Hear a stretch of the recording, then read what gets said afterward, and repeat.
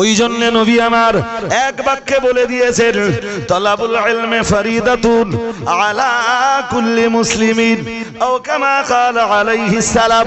এই একই হাদিস আমি বারংবার এজন্যই রিপিট করছি, যাতে আপনারাও উদ্বুদ্ধ হন, জ্ঞান চর্চার ব্যাপারে আপনারাও অনুপ্রাণিত হন। আল্লাহ পাকের রাসূল জানিয়েছেন, প্রত্যেক নর নারীর জন্য, মুসলিম নর নারীর জন্য জ্ঞান অর্জন করা অপরিহার্য, জ্ঞান অর্জন করা ফরজ ফরজ ফরজ। ও বাবাজিরা ভাইরা, মুসলিম ঘরের জন্ম নেওয়া, কেউ নারী হতে পারেন কিংবা পুরুষ হতে পারেন, সুস্থ মস্তিষ্ক সম্পন্ন যারা, অপরিহার্য তাদের জীবনের সঙ্গে জড়িয়ে তাদের জ্ঞান। ও মুসলমান বাবাজিরা, হিসাব কষে দেখা গেছে, এজন্যই মুহাম্মদুর রাসূলুল্লাহ সাল্লাল্লাহু আলাইহি ওয়াসাল্লাম যখন ইসলাম প্রচার করতে শুরু করলেন, আল্লাহ পাক রব্বুল আলামিন ইসলাম প্রচারের দায়িত্ব যখন তার উপরে দিলেন, যারা রাসূলুল্লাহর কাছে কালেমা পড়ছিলেন, প্রিয় নবী মুহাম্মদুর রাসূলুল্লাহ সাল্লাল্লাহু আলাইহি ওয়াসাল্লাম তাদেরকে পড়বার জায়গাতে বসিয়ে দিচ্ছিলেন। আল্লাহ পাকের নবী ওজন্যই জানিয়েছেন, তালাবুল ইলমি ফরিদাতুন আলা কুল্লি মুসলিমিন, ও কামা ক্বালা আলাইহিস সালাম। প্রিয় নবী মুহাম্মদুর রাসূলুল্লাহ সাল্লাল্লাহু আলাইহি ওয়াসাল্লাম নবী আমার জানিয়ে দিয়েছেন, তালাবুল ইলমি ফরিদাতুন আলা কুল্লি মুসলিমিন, ও কামা ক্বালা আলাইহিস সালাম। আমার আল্লাহ পাকের নবী জানিয়েছেন, তালাবুল ইলমি জ্ঞান অর্জন করা ফরিদাতুন অপরিহার্য, ফরিদাতুন ফরজ। আমরা জানো বললাম, জ্ঞান অর্জন করা কার জন্য ফরজ? প্রিয় নবী মুহাম্মদুর রাসূলুল্লাহ সাল্লাল্লাহু আলাইহি ওয়াসাল্লাম জানিয়েছেন, আলা কুল্লি মুসলিমিন, ও কামা ক্বালা আলাইহিস সালাম।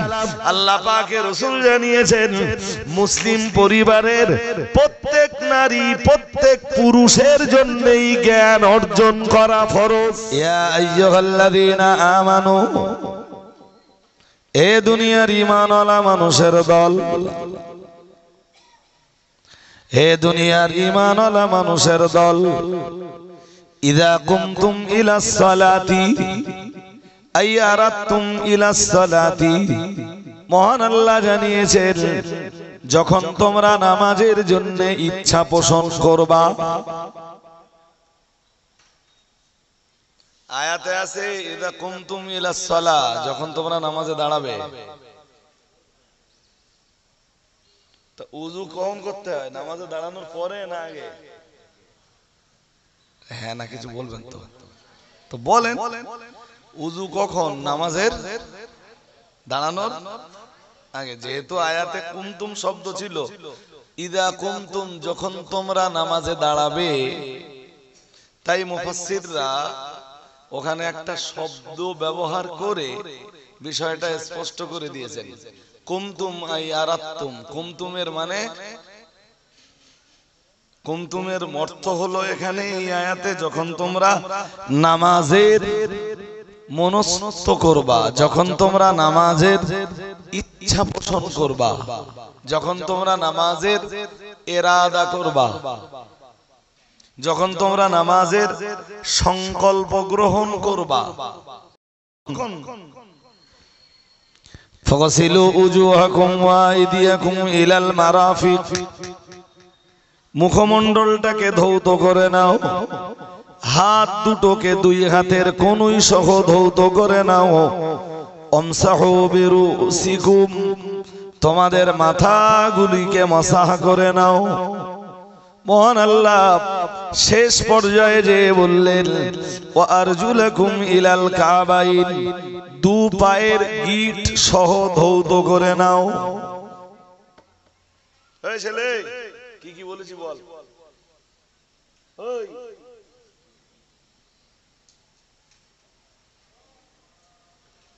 ওর মন এখনো বাইরে, ওর মন এখনো অন্যদিকে, ওর মন এখনো বসে নেই। শ্রোতাদের মন বসে যায় তৎক্ষণাৎ। কটা হয়েছে, কি কি হয়েছে বলেন দিন?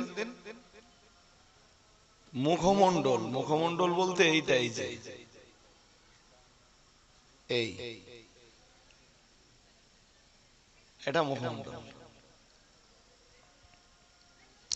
তো তোমরা নামাজে দাঁড়াতে চাইলে মুখমণ্ডল ধৌত করো, দুই হাতের কনুই সহ ধৌত করো, মাথাটা কি করো? ধৌ, বলুন বলুন, মাসা করো। আর দুই পা, পায়ের দু পায়ের টাকনু সহ ধুয়ে ফেলো। এর ভিতরে কোনো অংশেও যেন বাদ না যায়। এই যে উজুর যেই অঙ্গগুলো আছে না, কোন অংশ যদি বাদ পড়ে যায় উজু হবে না। উজু হবে না মানে নামাজও। এই জন্য তো উজুতে ইহসান দরকার। ইহসান হর ইবাদতে, প্রত্যেকটা ইবাদতের ইহসান আছে। ইহসানের একটা পর্যায় আছে। এই জন্য নবীজি এক হাদিসে বলেন, মান তাবাদ্দা ফা আহসানাল উযুআ, যে উযু করলো এবং উযুর ভিতরে ইহসানটাও জায়গা দিল। এর মানে কি জানেন? যে উযু করলো, উযুটা সুন্দরভাবে করলো, উযুটা এসে দেখছেন জামাত শুরু হয়ে গেছে, এরপরও আপনার উযু করা লাগবে খুব সুন্দরভাবে। সাহাবারা কোন এক সফরে নামাজের সময় তখন কমে গেছে, সূর্য লাল হয়ে যাচ্ছে, এতক্ষণে পানি পাচ্ছিলেন না। তো সূর্য লাল হয়ে যেতে দেখে সাহাবারা একটু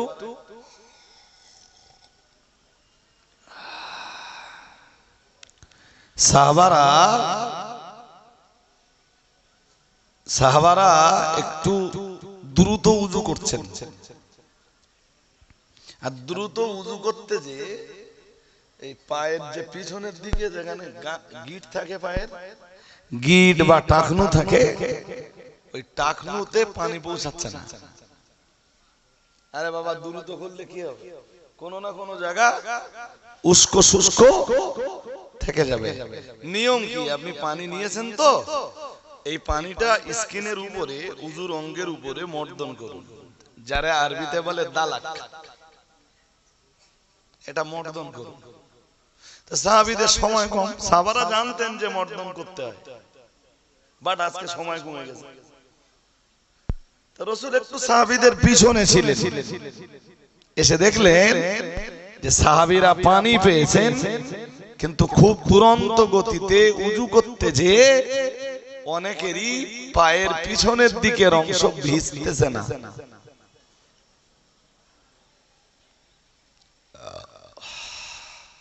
হাদিসে এসেছে বুখারীতে, ফানাদা বিআলা সাউতি, নবী খুব উচ্চ আওয়াজে ডাক দিলেন। ডাক দিয়ে বললেন, ওয়াইলুল লিল আকাবি মিনান নার। ব্যাস, ওই পর্যন্ত বলে ছেড়ে দিলেন। তবে আওয়াজটা দিলেন একটা উঁচু আওয়াজ দিয়ে, বললেন ওয়াইলুল লিল আকাব।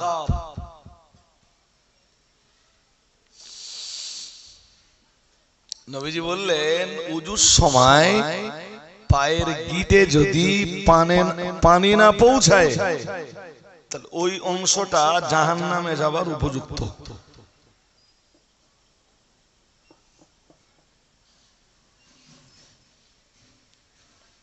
কথা শুনছেন নাকি? এবার বলুন তো কি বোঝাচ্ছিলাম? এই ছেলেরা, তোমরাও মন দিয়ে শোনো। আমি হয়তো আরেকটু লিগাল বা এর চেয়ে হার্ড, এর চেয়ে টাফ বা এর চেয়ে আরেকটু সহজ করতে পারতাম, কিন্তু সর্বস্তরের মানুষদের উপকারে আসে এই রকম কিছু শিক্ষণীয় কথা আপনাদেরকে শোনাচ্ছি। তা নবী তো একটা অঙ্গ দেখতে পেলেন, তাই ওই অঙ্গটা উল্লেখ করে বললেন যে এখানে পানি না পৌঁছালে এই অংশটা জাহান্নামের খোরাক হবে। এবার বলুন, কোন লোক উযু করছে, এখানে পানি লাগছে না, আমার দিকে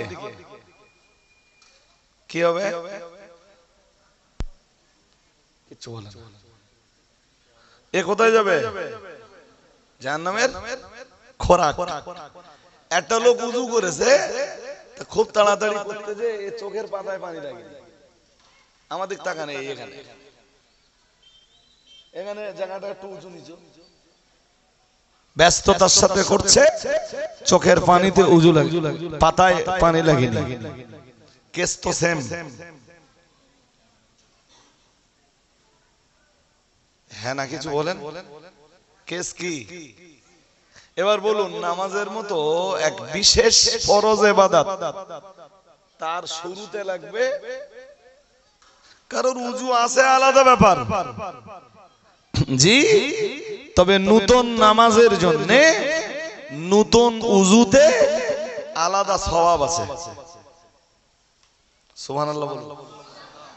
দ্যাটস মিন আপনি আসরের নামাজ পড়েছেন, আপনার একদম প্রবল বিশ্বাস যে আপনার উযু আছে, উযু নষ্ট হয়নি।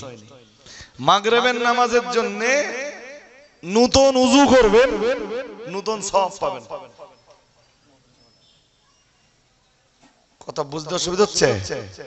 আসর পড়েছিলেন, উযু আছে এখনো, মাগরিবের জন্য ফের আলাদা ভাবে উযু করলেন, নতুন উযুতে নতুন সওয়াব। কিন্তু আসরের নামাজের পরে একবার উযু করেছিলেন, মাগরিবের আগে ভাবছেন আর একবার উযু করলি নতুন সওয়াবটা হবে না। যত একবার উযু করে, একবার উযু করেছেন আর এখন উযু দরকার নেই। কিন্তু যে উযুতে একবার নামাজ হয়ে গেছে, দ্বিতীয়বার পরে রক্তে সেই উযু আছে, সেই উযুতে নামাজ পড়লেও নামাজ হয়ে যাবে, কিন্তু নতুন উযু করলে যে সওয়াব হতো ওই সওয়াবটা আর পাবেন না।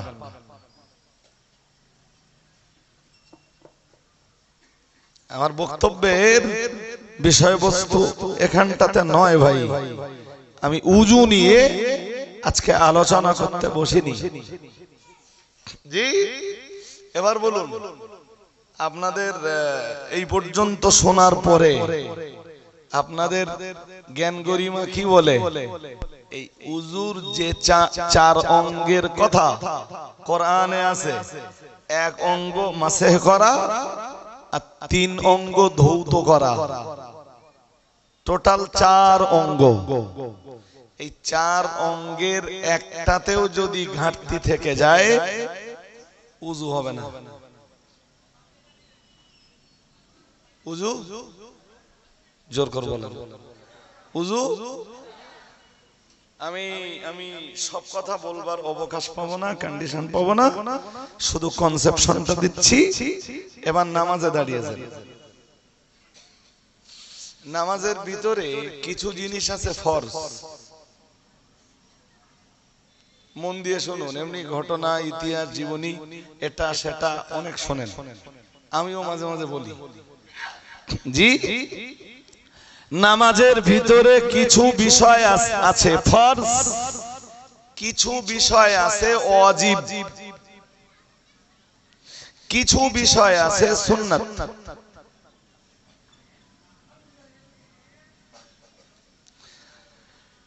উযুর ভিতরে যেমন ফরজ ছেড়ে গেলে উযু হয় না, বা উযুর ফরজ গুলোর ভিতরে ঘাটতি থেকে গেলে যেমন উযু হয় না, যেই জিনিসগুলো নামাজের ভিতরে ফরজ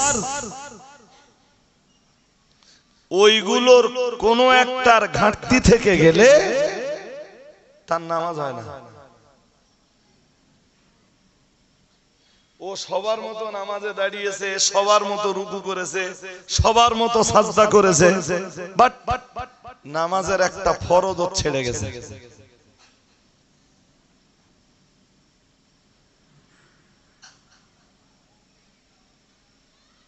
এই ছেলেরা শুনছো আমার কথা? হ্যাঁ, আর আপনারা যারা শ্রোতা হয়ে বসেছেন মজলিসের, আপনাদের আরো মন দিয়ে শুনতে হবে। এখন আমি যদি ইন্টারভিউ নেই এখানে, এখন যে নামাজের ফরজ কটা, কেউ ফেল করবে না, কিচ্ছু বলবে না। আপনারা যারা বসেছেন আপনারা কেউ ফেল করবেন না তো? হ্যাঁ না কিছু বলেন, বলুন। সবাই পাস।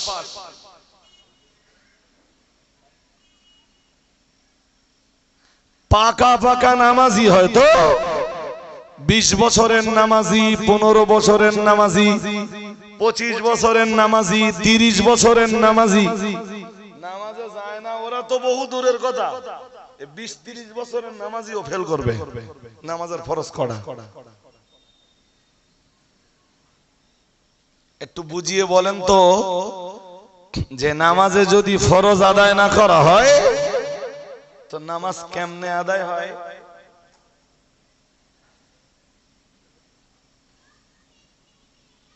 বলবেন তো? ওয়াজিব ছেড়ে গেলে সুজদা, কোন একটা ওয়াজিব ছেড়ে গেছে, বুঝতে পেরেছেন ইমাম সাহেব বা যিনি নামাজ পড়ছেন তিনি বুঝতে পেরেছেন, সুজদা দিয়ে নামাজটা কমপ্লিট করে নিলেন। বাট ফরজ ছেড়ে গেলে কি হবে? তো নামাজই হবে না। ডাক্তার ভাই আপনি বললেন দৌড়াতে হবে, কিন্তু ও যে ফরজ ছেড়ে যাচ্ছে তো জানে না। আমার কথা বুঝতে পারেননি? আরে বাবা, যার ফরজ ছেড়ে যাচ্ছে জি, সে তো বুঝতেই পারছে না যে আমার ফরজ ছেড়ে গেছে। উপায়?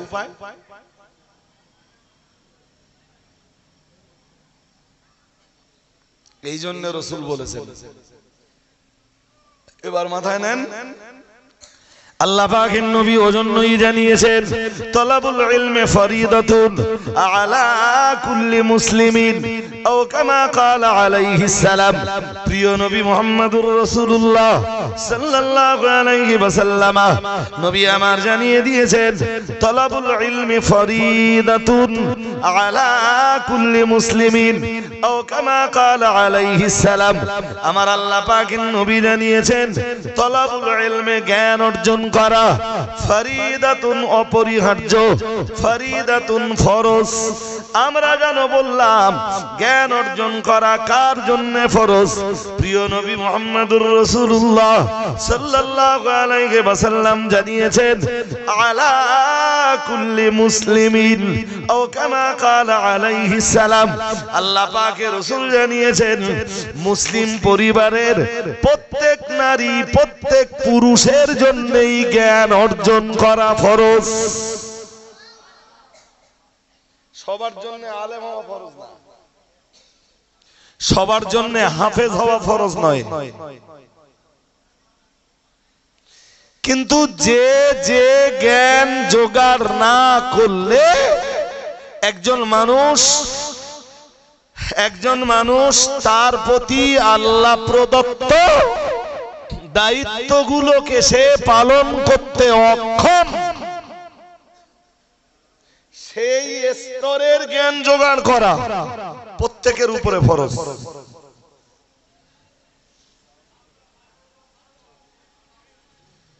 ভাই ব্যাখ্যা দিলে, এক্সপ্লানেশন করলে আমায় অনেক কথা বলতে হবে। একটা লোক রোজা রেখেছে,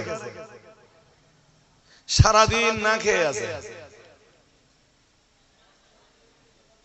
এমন এক কাজ করেছে যেই কাজে রোজাটাই শেষ হয়ে গেছে। আছে বলো না খেয়ে, সারাদিন শুকিয়ে, ঠিক এক রোজাদারের মতো। অথচ শরীয়তের এমন অপরিহার্য কিছু মসলা আছে যে মসলা মাসাইল গুলি না জানার কারণে ওর রোজা নষ্ট হয়ে গেছে, ও নিজেই জানে না। এই ছেলে চা দিবি নাকি? কোথায় দিবি চা? মজলিসে দিবি? কোথায়? খবরদার যেন মজলিসে চা দিস না। মজলিসে চা দিলে আমি নাম লেতাই দিবি। মানে এই এত সুন্দর একটা মজলিস, হ্যাঁ একটা মজলিস গড়তে তো ভাই সময় যায়, আর এই মজলিসটা এখন চা দিলে পুরো নষ্ট হয়ে যাবে। এই কারণেই রাসূলুল্লাহর বক্তব্য যে মুসলিম ঘরে জন্ম নেওয়া বা মুসলিম পরিবারে জন্ম নেওয়া প্রত্যেক নারী প্রত্যেক পুরুষের জন্য জ্ঞান অর্জন করা ফরজ ফরজ ফরজ। এই পর্যন্ত শোনার পর এবার আপনাদের একটু কথা বলতে হবে। তাহলে জ্ঞান অর্জন শুধু আমার উপরে একলা ফরজ হলো না আপনাদের উপরেও ফরজ হলো? আওয়াজ পাইনি আমি ভালো। আপনাদের উপরেও ফরজ। তা এই ফরজ দায়িত্বটা পালন করার জন্য আপনি কোন ওয়ে ধারণ করেছেন, কোন রাস্তা অবলম্বন করেছেন? দ্যাটস মিন কারোর কাছে যাচ্ছেন যে আপনার এই যে স্তর পর্যন্ত জ্ঞান অর্জন করা ফরজ, অন্তত ওই স্তরে আপনি পৌঁছাতে পারেন এই চিন্তায় কোন আলেম, হাফেজ, মাওলানা, কারি, মুফতি, মসজিদের ইমাম বা এই রকম স্তরের কোন শরিয়াতের জ্ঞানে জ্ঞানী এরকম কোন মানুষের ছাত্র হওয়ার মতো মন আপনার তৈরি হয়েছে?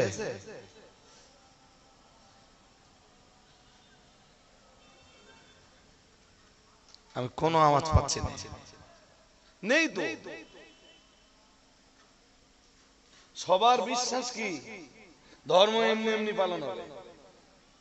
কাইম সাহেবের রস শুনতেছি, রজব আলী হুজুরের রস শুনছি, মাতিন সাহেব হুজুরের রস শুনছি, জি এতনা বড় বড় হুজুরদের রস শুনছি, আমার আবার হুজুর ধরার কি দরকার?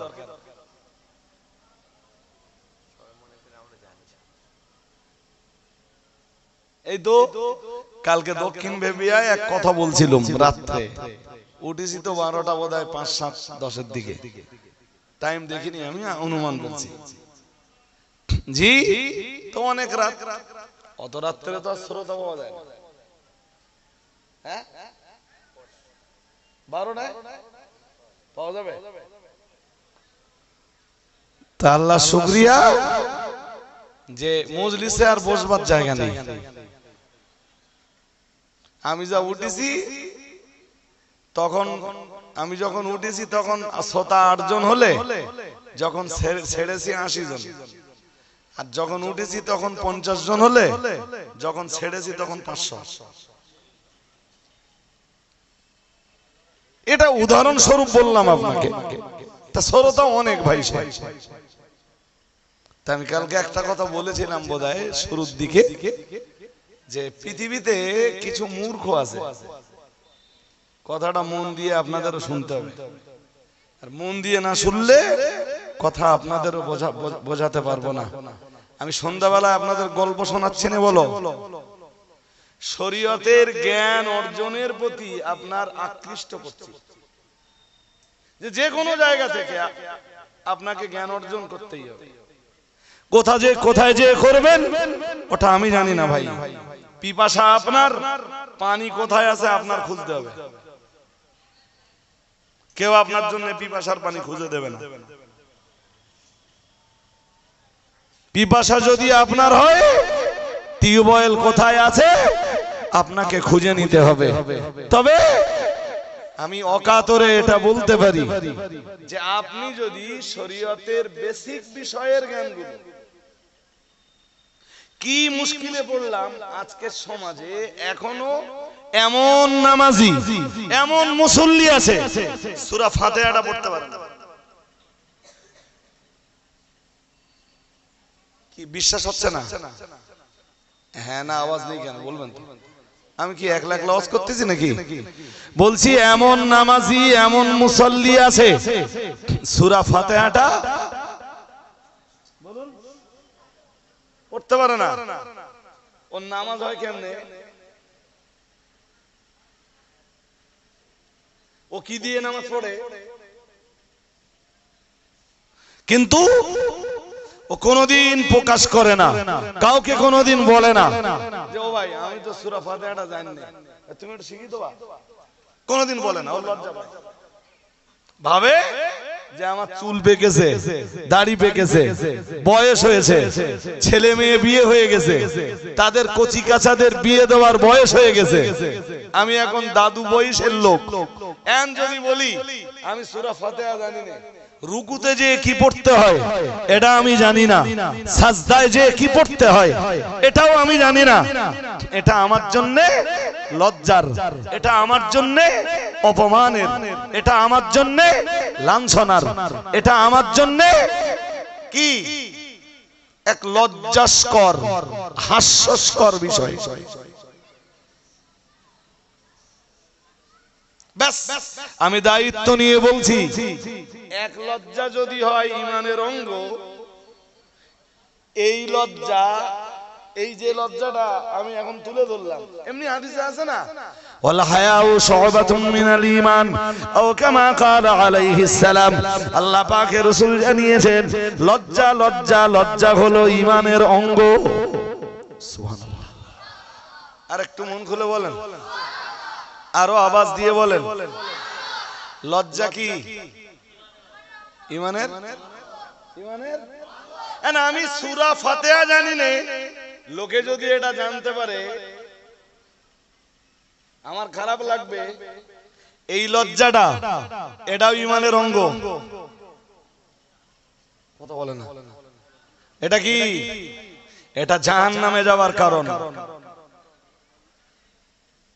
কোন লজ্জা ঈমানের অঙ্গ? আমি এই গোপনে সিটিংবাজি করি, এটা যদি লোকে জানতে পারে একবার, আমি আর মুখ উঁচু করতে পারবো না। এই লজ্জা ভালো।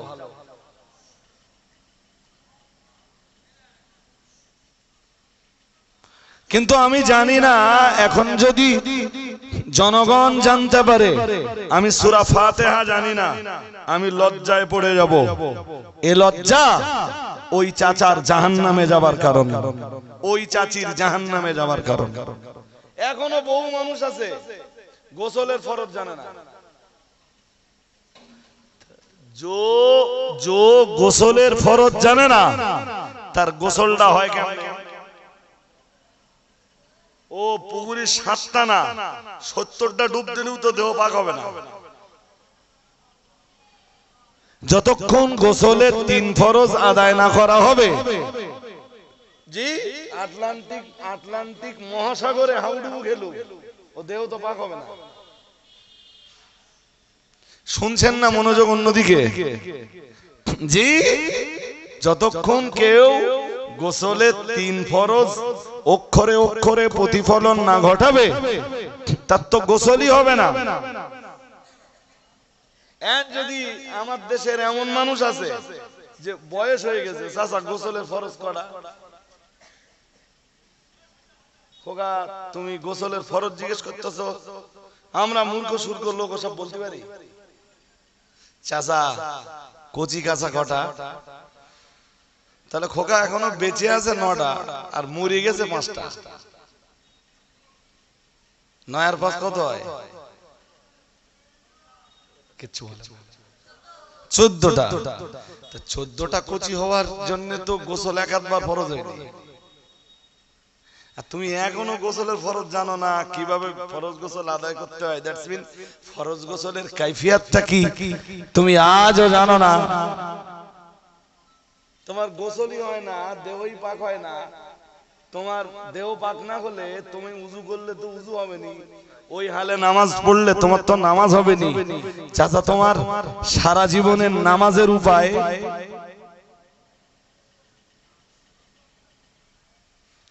ওই জন্য নবী আমার এক বাক্যে বলে দিয়েছেন, তালাবুল ইলমি ফরিদাতুন আলা কুল্লি মুসলিমিন, আও কামা ক্বালা আলাইহিস সালাম। এই একই হাদিস আমি বারংবার এজন্যই রিপিট করছি, যাতে আপনারাও উদ্বুদ্ধ হন, জ্ঞান চর্চার ব্যাপারে আপনারাও অনুপ্রাণিত হন। আল্লাহ পাকের রাসূল জানিয়েছেন, প্রত্যেক নর নারীর জন্য, মুসলিম নর নারীর জন্য জ্ঞান অর্জন করা অপরিহার্য, জ্ঞান অর্জন করা ফরজ ফরজ ফরজ। ও বাবাজিরা ভাইরা, মুসলিম ঘরের জন্ম নেওয়া কেউ নারী হতে পারেন কিংবা পুরুষ হতে পারেন, সুস্থ মস্তিষ্ক সম্পন্ন যারা, অপরিহার্য তাদের জীবনের সঙ্গে জড়িয়ে তাদের জ্ঞান।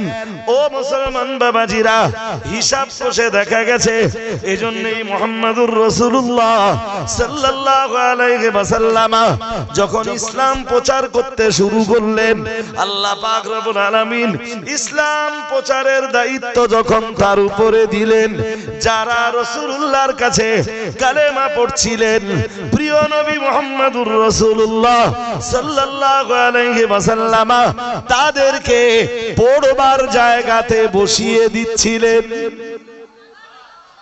আর একটু মন খুলে বলেন, কেউ একজন এসছে তো এসে রাসূলের কাছে কালেমা পড়েছে, খুব মন দিয়ে শুনুন, কেউ একজন এসছে রাসূলের কাছে এসে কালেমা পড়েছেন। ধরুন মুসলমান এ পর্যন্ত ছিল 4 জন, আজকে যিনি কালেমা পড়ছেন তাকে দিয়ে, আগে 4 জন থাকলে এখন এসে একজন কালেমা পড়লে কয়জন হলো? এই আগের 4 জনের সাথে 5 নম্বরে এসে যিনি কালেমা পড়ছেন, রাসূল তাকে পড়বার জায়গাতে বসিয়ে দিচ্ছেন। আরেকটু মন খুলে বলেন, কিসের জায়গা? আমাদের পড়বার জায়গা কই? মাদ্রাসা ছেলেদের পড়বার জায়গা মাদ্রাসা, ঠিক আছে, আলহামদুলিল্লাহ। এই যে জ্ঞান চর্চার প্রতিষ্ঠান, এ তো অনেক মূল্য, এ তো অনেক দাম, কিন্তু আপনারা বা আমরা যারা সাধারণ মানুষ, মাদ্রাসায় পড়বার সুযোগ হয়নি, মাদ্রাসায় যে জ্ঞান চর্চা করা, জ্ঞান অর্জন করার সুযোগ হয়নি, আলেম হতে পারিনি, হাফেজ হতে পারিনি, মৌলানা হতে পারিনি, মুফতি হতে পারিনি, ইসলাম পালনের জন্য বেসিক বিষয়গুলোর জ্ঞান জোগাড় করতে পারিনি, আমাদের উপায়টা কি?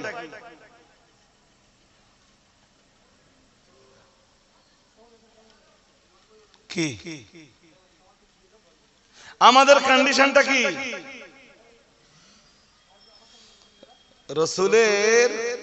রসুলের দরবারে কালেমা পড়া মানুষ তখন 5 জন। তখন আমি ছোট্ট একটা দিক বলছি, সেদিকটা একটু মাথায় নেন। 5 জন। তা মক্কার এক গোলাম এসেছে, বাড়ি তার ইয়ামান দেশে। মক্কার এক মহিলা ছিল, তার নাম উম্মে আনমার।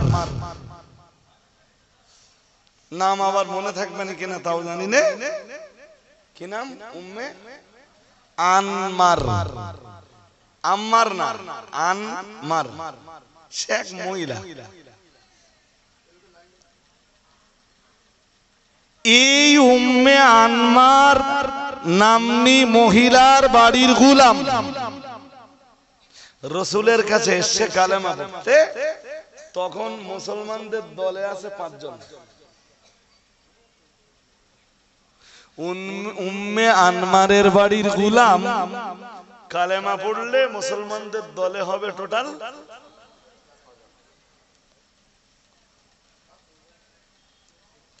মক্কার এক গোলাম, তিনি, আমি নাম পরে বলছি, বাড়ি তার ইয়ামান দেশে।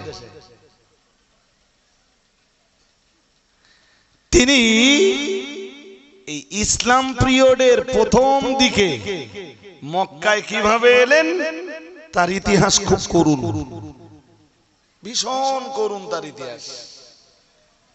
করুন ইতিহাসটার খুব সংক্ষিপ্ত পরিচয় এরকম যে উম্মে আনমারের বাড়ির গোলাম বসবাস করতেন ইয়ামান দেশে। মা, বাবা, ভাই, বোন, যেমন প্রত্যেক পরিবারে থাকে না, বাবা মায়ের সাথে সন্তানেরা থাকে, তো লালিত পালিত হচ্ছিলেন মক্কার এই গোলাম তার বাবা মায়ের পরিবারে। তখনও মক্কার গোলাম হননি তিনি। ইয়ামানের ওই পল্লীতে পড়লো ডাকাত।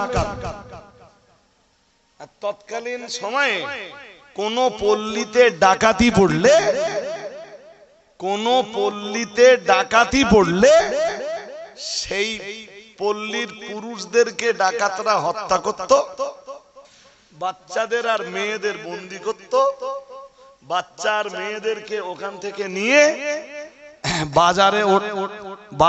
বাজারে ওঠানো হতো, আর বাজারে তুলে মেয়েদেরকে দাসী রূপে বিক্রি করা হতো, আর এই বাচ্চা ছেলেগুলোকে গোলাম বলে বিক্রি করে দেওয়া হতো।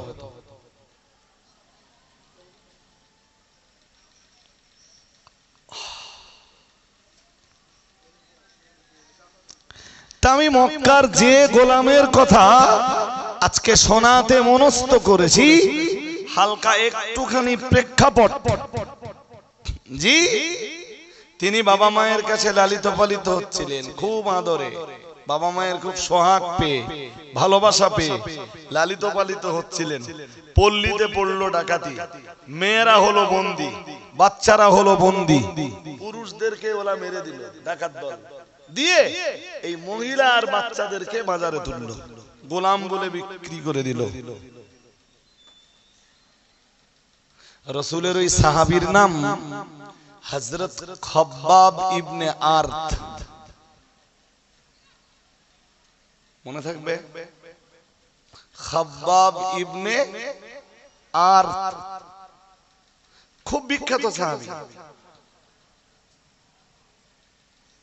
আরে বাবা, রাসূলের সাহাবী ওমর যেদিন কালেমা পড়ছেন, সকালবেলা বেরিয়েছেন তো রাসূলের মাথা কাটতে।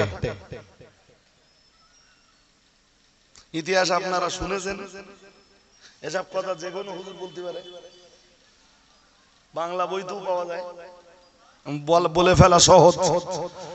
জি, হযরত ওমর সকালবেলা বেরিয়েছেন রাসূলের মাথা কাটতে, আর সূর্য ডোবার আগেই রাসূলের আদর্শের কাছে হযরত ওমরের মাথা নিচু। আর একটু মন খুলে বলেন। এইজন্য কোরআনে আল্লাহ বলেন ফাআলুল লিমা ইউরিদ, আল্লাহ বলেন যে তিনি যা ইচ্ছা তাই করেন, যা ইচ্ছা।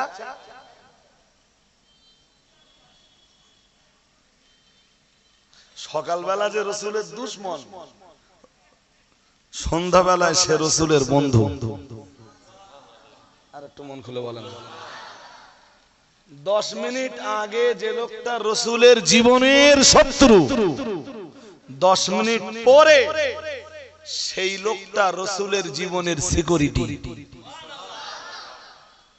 আরে বাবা, মক্কা থেকে যখন রাসূলুল্লাহ মদিনায় হিজরত করতে যাচ্ছেন, মক্কাবাসীরা তখন ঘোষণা দিয়েছে যে হযরত মুহাম্মদ সাল্লাল্লাহু আলাইহি ওয়াসাল্লামকে ধরে এনে দিতে পারলে 100 উট পুরস্কার। আর 100 উট পুরস্কার মানে সেই জামানায় আরবে এর চেয়ে বড় কোনো পুরস্কার আর নেই। কেউ রাসূলের কাছাকাছি হতে পারেনি। একটা লোক হয়েছিল, তার নাম সুরাকা বিন মালিক বিন জুরসাম মুদলেজি। পরবর্তীকালে তিনি হয়েছেন আবার এক বিখ্যাত সাহাবী। তিনি রাসূলকে খুব কৌশলে ধরতে গেছেন এবং রাসূলের কাছাকাছি হয়েছেন। দেখতে পাচ্ছেন বলো, ঘোড়ার পিঠে আরোহণ করে রাসূলুল্লাহকে দেখতেও পাচ্ছেন যে ওই তো রাসূলুল্লাহ যাচ্ছেন। শুনছেন নাকি? মুফতি সাহেব এসে গেছেন, 7:30টায় টাইম, তো টাইম শেষ হওয়ার পথেও, আর আমিও তো অজ বিলম্ব করব না, মুফতি সাহেবের সময় মোটা লজ করাবো না। জি, আমার এই শেষ কথাগুলো শুনে নেবেন তো। সুরাকা বিন মালিক বিন জোশাম কাছাকাছি হয়ে গেছেন, রাসূলকে ধরবেন, দেখতে পাচ্ছেন, হঠাৎ ঘোড়ার পা বসে গেল, উটের পিঠ, এই ঘোড়ার পিঠ থেকে পড়ে গেল।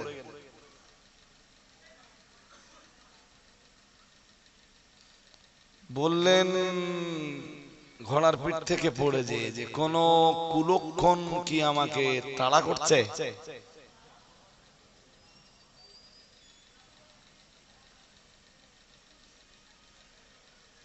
এরপরে রাসূল পাক সাল্লাল্লাহু আলাইহি ওয়াসাল্লামের কাছে সে ক্ষমার আবেদন জানালো। বলল, হুজুর আপনি আমায় ক্ষমা করে দেন, সম্ভবত আপনাদের দুজনকে পাকড়াও করতে এসেই আমার এই পরিণতি, আমায় মাফ করে দেন। রাসূল মাফ করে দিলেন, ঘোড়ার পা উঠে গেল। কিন্তু এই তো 100 উটের পুরস্কার দেখা যাচ্ছে সামনে। লোভ ভালো জিনিস না খারাপ জিনিস? জোর করে বলেন, খারাপ না? এই তো 100 উটের পুরস্কার, ছেড়ে দিব না। সেকেন্ড চান্স, আবার চান্স লাগালো, উটের পিঠে বসলো, এই ঘোড়ার পিঠে বসলো, ঘোড়া চালাতে লাগলো, আবার ঘোড়ার পা বসে গেল। সুবহানাল্লাহ। আর একটু মন খুলে বলুন।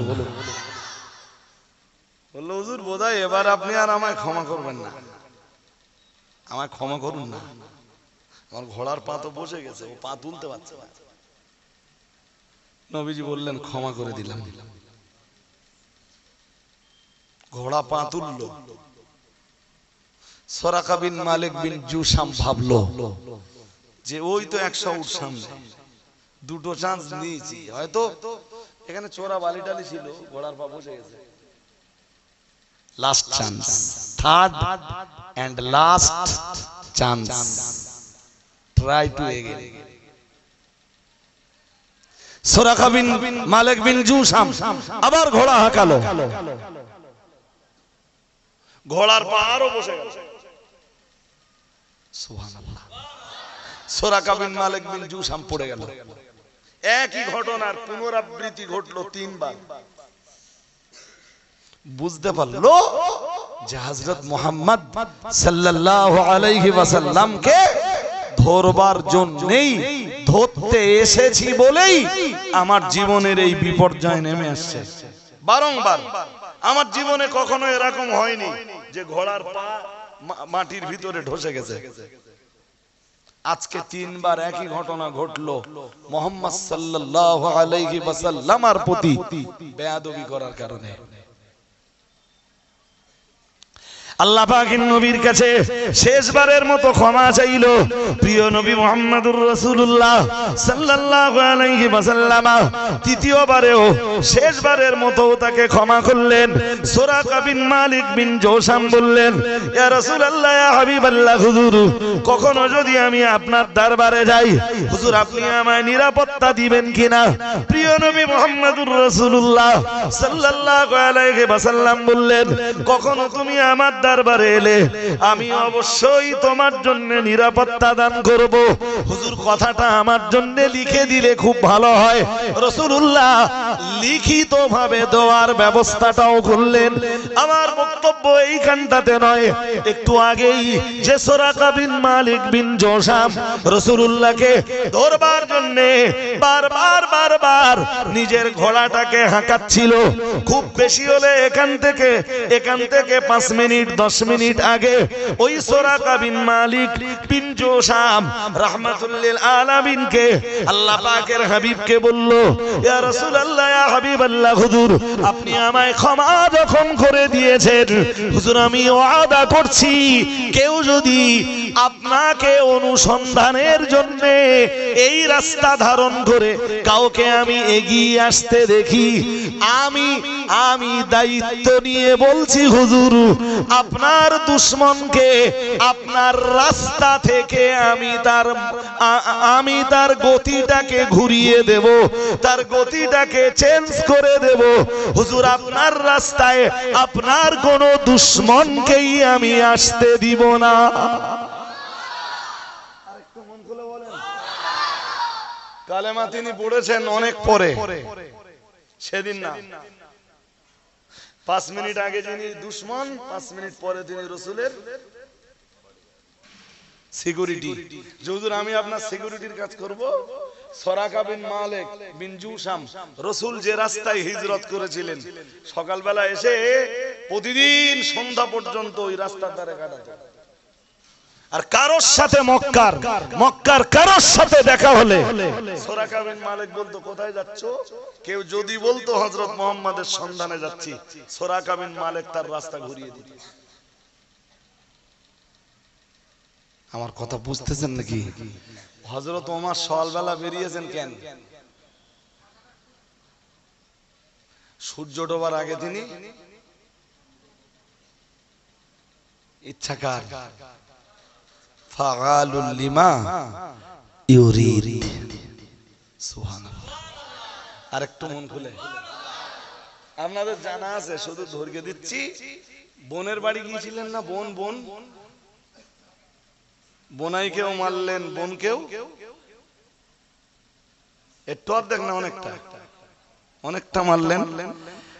জি, তো বোনের বাড়ির খুব কাছাকাছি যখন গেলেন, হযরত ওমর কোরআন তেলাওয়াতের আওয়াজ শুনতে পাচ্ছেন,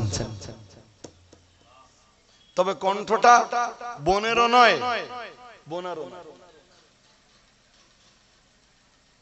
শুনছেন নাকি? তেলাওয়াতে কোরআনের যে আওয়াজটা আসছে, আওয়াজটা শুনছেন। আর হযরত ওমরেরও বিশ্বাস এটা, যে এই আওয়াজটা আমার বোনেরও নয়, দুলাভারও নয়, আওয়াজটা তৃতীয় একজনের। হযরত ওমর যে যখন বোনের বাড়ির ঘরের দরজায় দাঁড়িয়ে আওয়াজ দিলেন, ততক্ষণে ভিতরে যিনি আল্লাহর কোরআনের তেলাওয়াত করছিলেন, তৃতীয় ব্যক্তি যিনি, তিনি ঘরের ভিতরে নিজেকে লুকিয়ে ফেললেন। তিনি অন্য আর কেউ নন, তিনি প্রিয় নবীর প্রিয় সাহাবী হযরত খাব্বাব ইবনে আরত রাদিয়াল্লাহু তাআলা আনহু। আরেকটু মন খুলে বলেন। ওই ঘরের ভিতরে হযরত ওমরের বোন আর বোনাইকে উনি কোরআন শেখাচ্ছেন। কি শেখাচ্ছেন? জোর করে বলুন। আপনার কোরআন শেখানোর মাস্টার কে?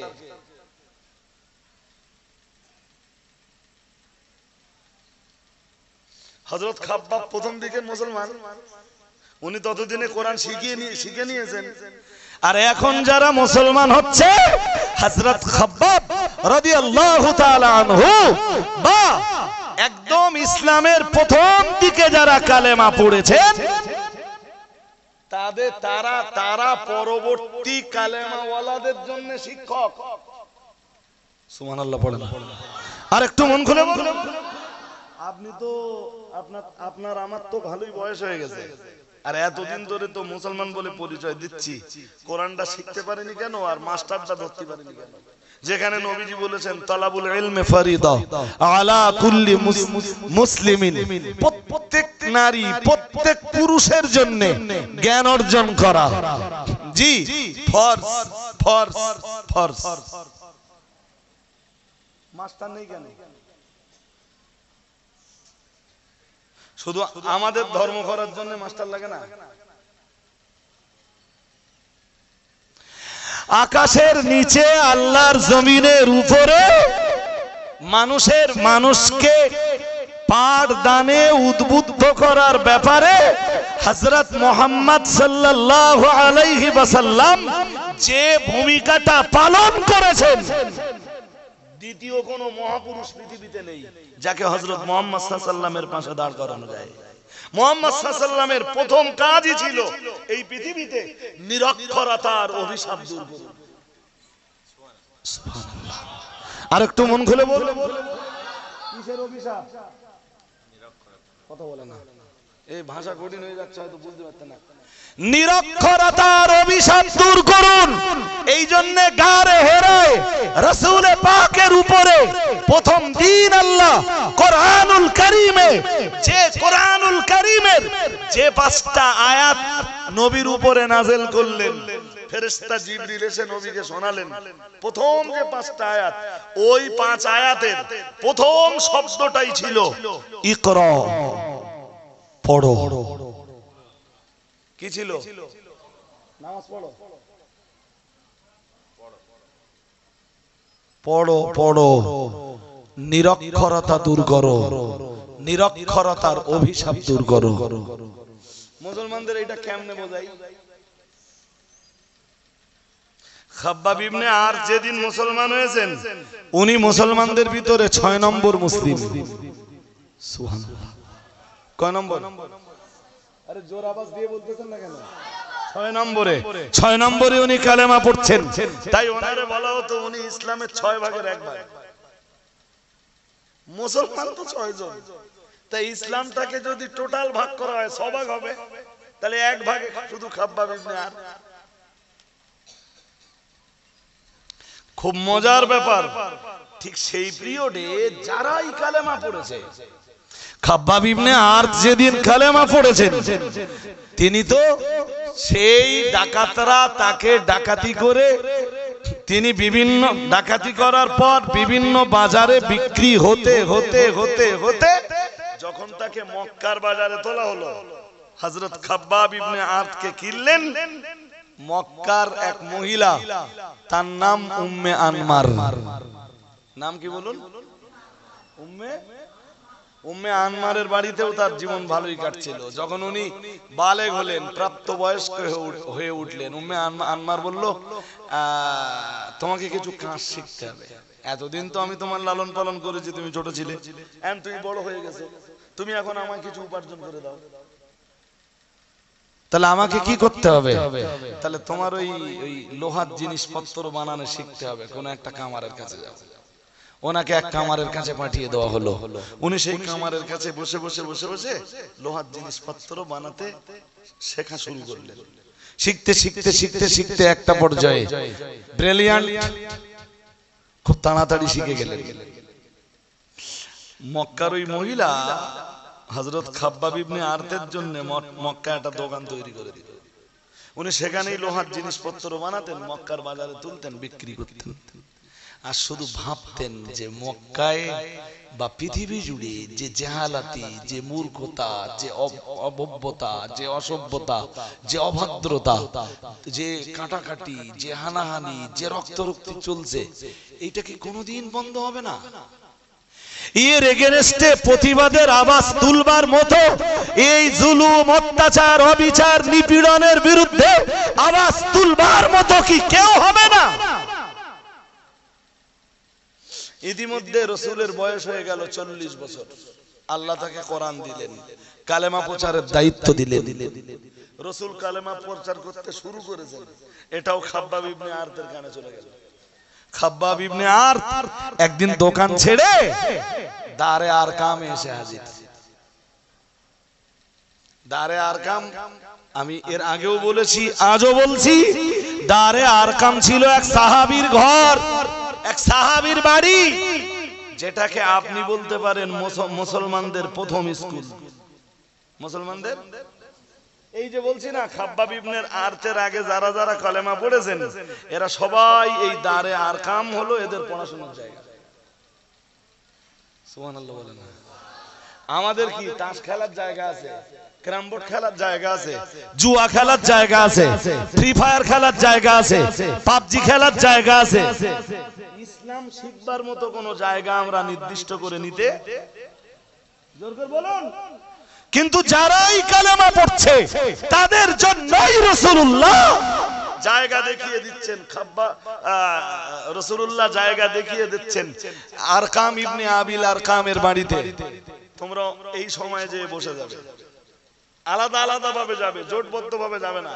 আর আমি সময় হলে ওখানে পৌঁছে যাব। সুবহানাল্লাহ। আর একটু মন খুলে বলুন, আমি কি ওয়াজ শুরু করেছিলাম বলুন তো? যে শুধু মাদ্রাসার ছেলেরা পড়বে না, আপনাদেরও একটু পড়তে হবে। ভাই দেখতে দেখতে টাইম শেষ হয়ে গেছে আমার। হ্যাঁ, মুফতি সাহেব এসেছেন। মুফতি সাহেবও ব্যস্তগ্রস্ত মানুষ। জি, তিনি এসেছেন অনেক কষ্ট করে, পরিশ্রম করে। আমি এ পর্যন্ত যা বলেছি আমার কথাগুলো মনে রেখে একটু দেখবেন, যদি শিক্ষার আঙিনায় কিছুক্ষণ সময় কাটানো, কি কিছু বলেন না কেন, শিক্ষার অঙ্গনে কিছুক্ষণ সময় কাটানো, মসজিদ বা মাদ্রাসা যেখানে হোক বসে আপনাকে কোরআন শিখতে হবে। আর ইসলামের বেসিক যে বিষয়গুলো আছে এই বিষয়গুলোর জ্ঞান আপনাকে অর্জন করতে হবে। তা যদি না করেন আপনি ধর্ম করবেন কি দিয়ে? আপনি কেন এখনো এই বিশ্বাসটা করছেন যে আমি মরে যাবার পরে দুনিয়ার বেঁচে থাকা লোকেরা কোরআন পড়ে দেবে, আর বেঁচে থাকা মানুষদের কোরআন তেলাওয়াতে আমি কবরে আরামে থাকবো? বরং আপনার এই বিশ্বাসটা করতে অসুবিধা কোথায়? যে মরে যাবার পরে কেউ যদি কোরআন আমার জন্য পড়ে দেয় সে তো আলহামদুলিল্লাহ, কিন্তু আমি কারোর উপরে আশা ভরসা না রেখে আমি আমার तमाम জীবন ব্যাপী কোরআনুল কারীম তেলাওয়াত করে, কোরআন তেলাওয়াত করে করে করে করে কি আমি তেলাওয়াতে কোরআন নামীয় আমলটা কাফনের কাপড়ের ভিতরে নিয়ে কবরে যাব। এই বিশ্বাসটা আপনি কেন আপনার ভিতরে জায়গা দিতে পারছেন না?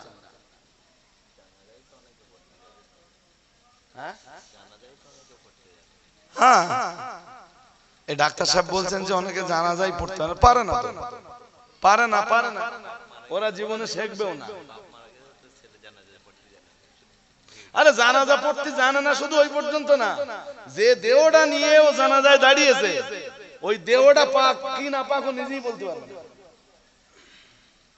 এগুলো ভাই খুবই লজ্জাস্কর বিষয়।